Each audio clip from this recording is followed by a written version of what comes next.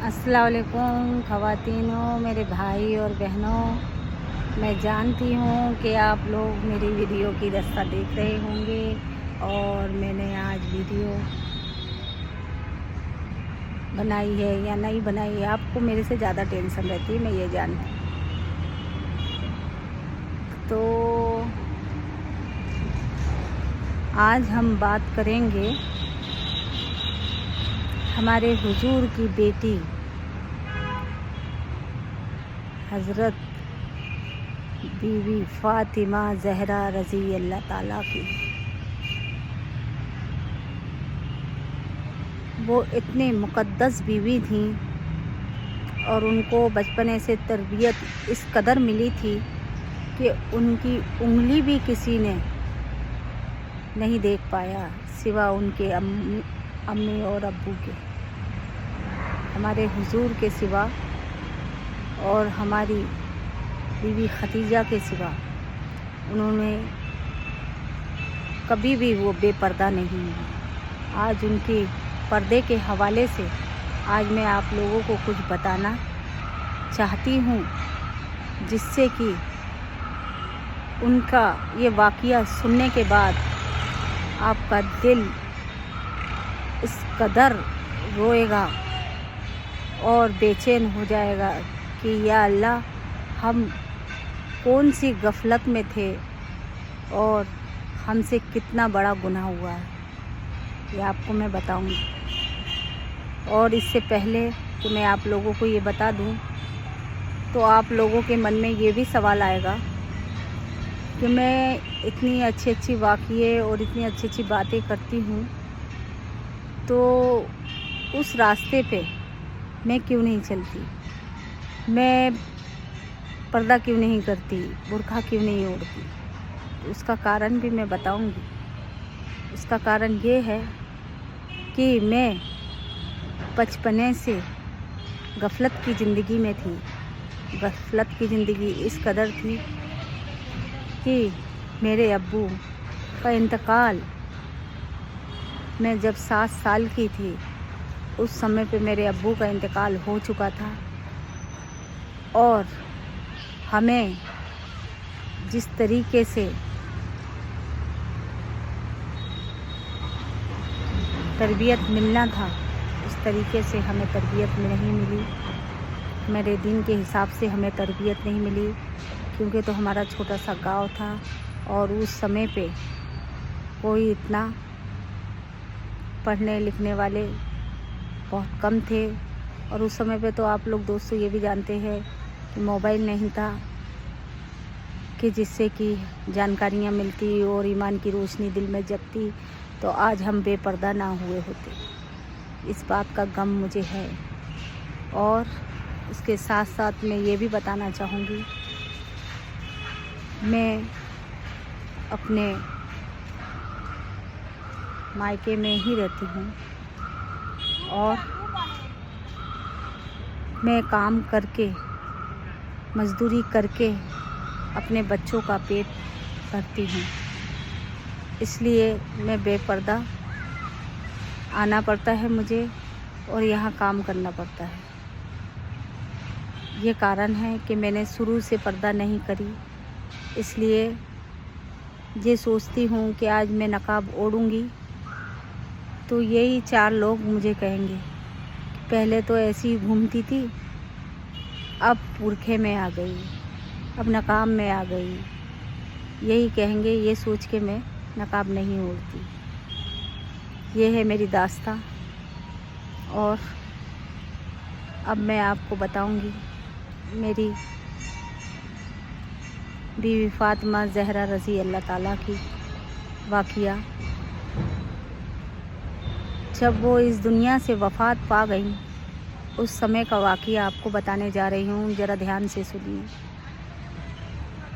मेरे हुजूर ने उन्हें फरमाया था, जब हमारे हुजूर इस दुनिया में थे,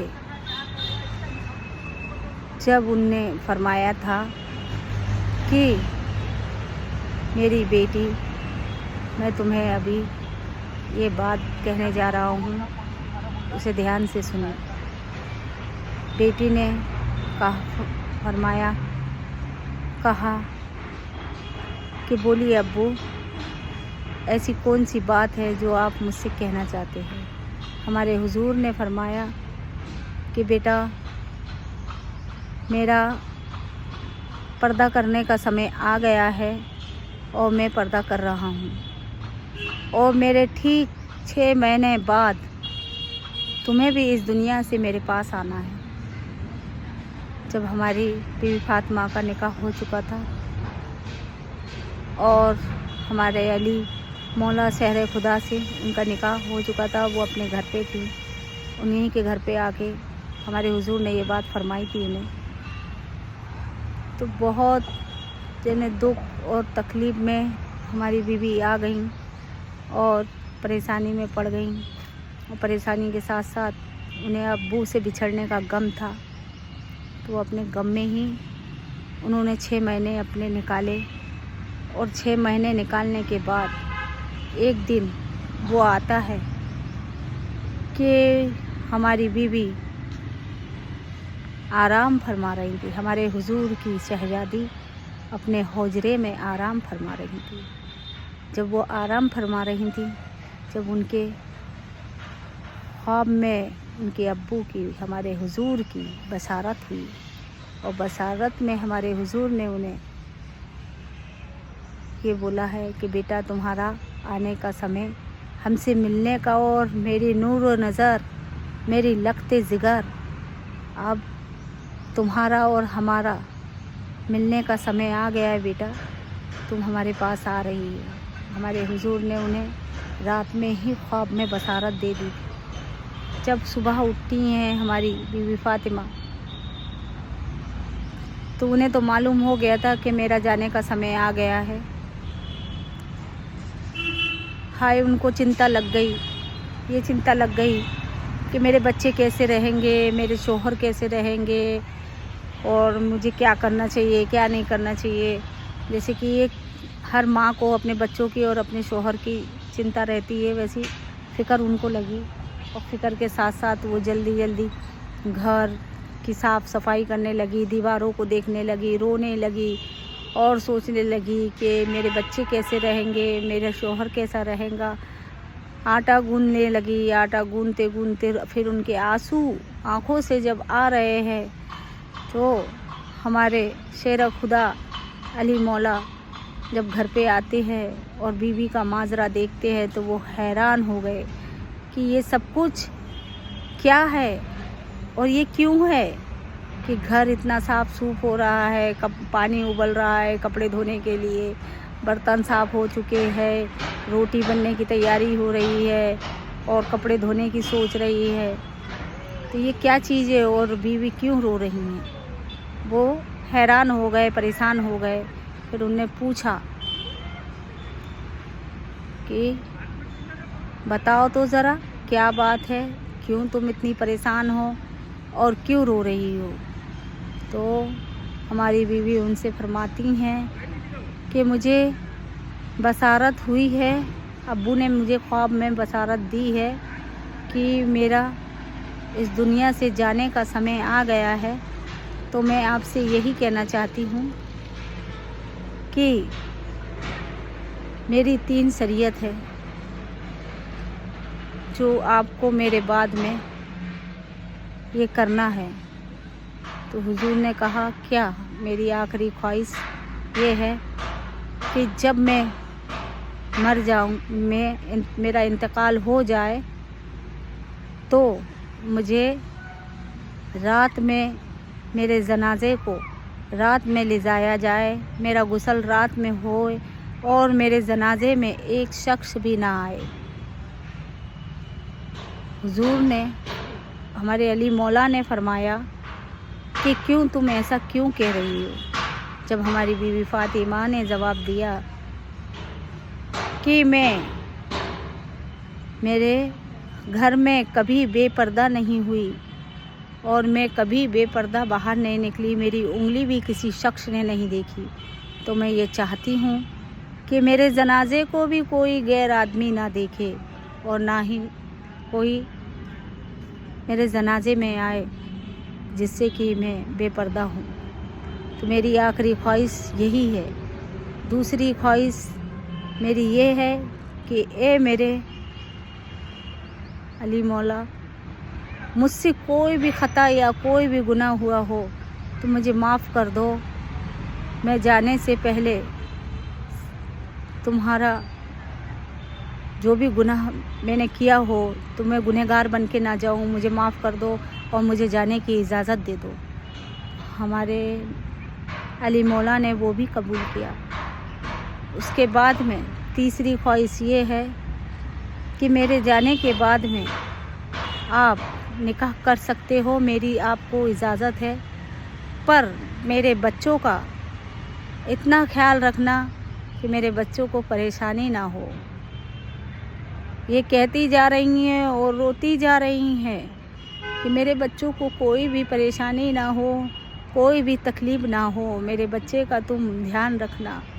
اس کے بعد میں پھر کہتی ہیں کہ مجھے وہ نظارہ، مجھے ایک بار اپنے بچوں کو دلہا بنا کے تو دیکھنے دو کہ وہ دلہے میں کیسی لگتی ہیں، کیسے لگتے ہیں.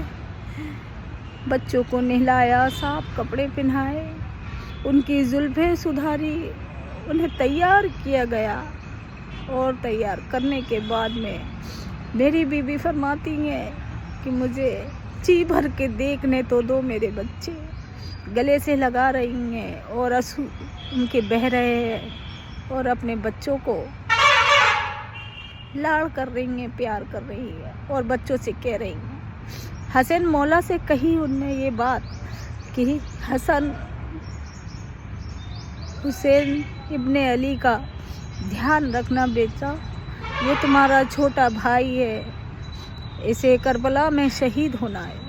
انہیں معلوم تھا کہ ہمارے حسین مولا کربلا میں شہید ہوں گے. اور حسین مولا سے بھی وہ کہہ گئی، بیٹا وہ زہر کا پیالہ مجھے یاد آتا ہے جس میں تمہیں ہیرے کا زہر، ہیرے کے قطرے زہر آپ کو پلایا جائے گا، آپ کو بھی شہید ہونا ہے.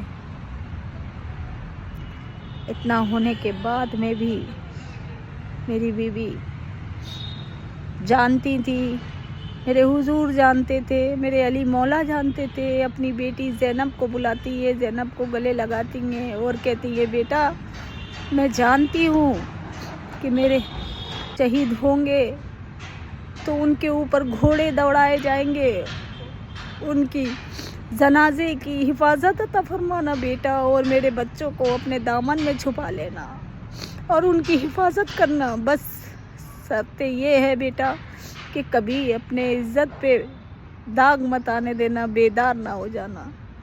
پاک صاف اللہ کے ہاں جب تمہیں موت آئے تو ہنس کے گلے لگا لینا اور اللہ کے رضا پہ قربان ہو جانا.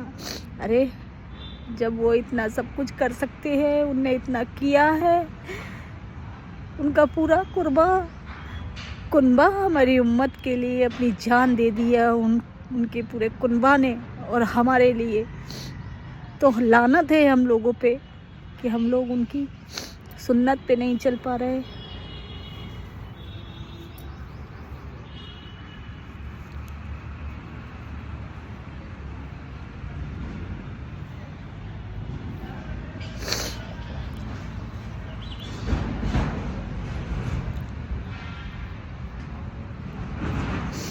ان کی سنت پہ نہیں چل پا رہے اور ان کے لیے کچھ نہیں کر پا رہے، غفلت کی زندگی میں جی رہے. دھکار ہے ایسی زندگی کو. اس سے تو اچھا ہے کہ اللہ اپنے پاس بلا لے یا پھر ایسا موقع دے دے رب الکریم کہ جس سے کہ شہید ہو تو سیدھا اللہ سے ہم جا کے نظریں تو ملا سکے. لیکن وہ بھی ہمت کسی میں نہیں ہے، وہ بھی ہمت کسی میں نہیں ہے. یہ تھی میری زہرا رضی اللہ تعالیٰ کی کہانی. اس لیے میں بولتی ہوں میرے دوستوں، میری بہنوں، میری خواتینوں کہ میری بات کو دھیان دیجئے. جو غلطی مجھ سے ہو گئی وہ غلطی آپ لوگ مت کیجئے. آپ اپنی بچیوں کو، جب آپ کی بچی 5 سال کی ہو جاتی ہے یا 3 سال کی یا 4 سال کی ہو جاتی ہے، تبھی سے ہمارے دین کی اور ہمارے اسلام کی تربیت دینا چالو کر دو، اور اس کے ساتھ ساتھ انہیں برقعے میں رکھنا چالو کر دو، کہ جس سے کہ ان سے پوری زندگی میں کوئی گناہ نہ ہو۔ اس طریقے سے ہمارے بچوں کو تربیت ملے گی تو بے شک اللہ میرا قادری ہے، رب الکریم ہے، ان کے ہاتھ سے کبھی کوئی گناہ نہیں ہوگا اور وہ پاک صاف دامن رہیں گی۔ یہی میں چاہتی ہوں، اس لیے میں آپ لوگوں سے کہنا چاہ رہی ہوں، اور آپ لوگوں کو میری ویڈیو اچھی لگتی ہوگی تو شیئر کیجئے، لائک کیجئے اور مجھے سبسکرائب کیجئے، اور مجھ سے آپ بات کر سکتے ہو، کمنٹ کر سکتے ہو، مجھے کسی کی بات کا برا نہیں لگتا۔ میں نے تو اب یہ دنیا کی امید ہی چھوڑ دی ہوں، کون کیا بولتا ہے مجھے کوئی مطلب نہیں آتا۔ میں تو بس اب اللہ کی عبادت میں لگوں گی اور کر رہی ہوں، اور میرے سے جتنا بن پڑے گا اتنا میں کروں گی۔ اللہ اکبر، اللہ کے امان میں رہیے۔ السلام علیکم۔